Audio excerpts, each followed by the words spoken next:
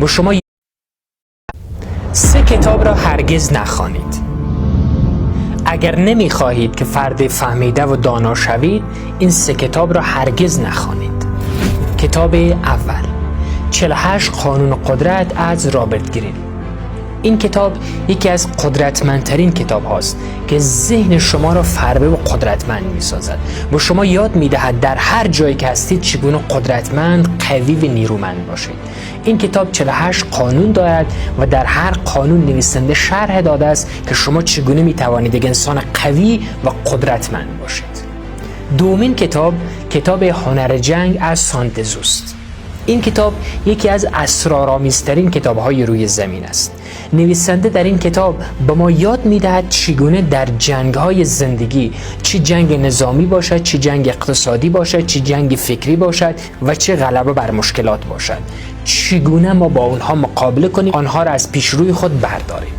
سانتزو در این کتاب خود چندین اصل دارد که من به صورت نمونه 1-2 اصل را به شما میگویم. اصل اول میگوید فرمانده‌ای که در 10 نبرد پیروز شود احمق‌ترین فرمانده است. فرمانده موفق کسی است که اجازه ندهد که 10 بار دشمن نیرو جمع بکند و رقیب شود، اون را از نطفه خفه کند.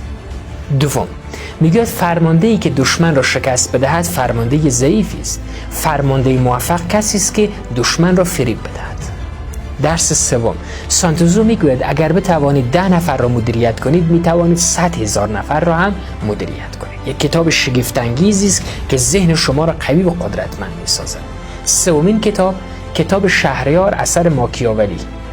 این کتاب یک از کتاب‌های قدرتمند قرن 16 بود که ماکیاولی این را نوشت برای پادشاه هدیه داد. در این کتاب خود میگوید شما چگونه موقفتان را حفظ بکنید، یک فرد قدرتمند و نیرومند باشید، بتوانید دستاوردهای بزرگ را خلق کنید.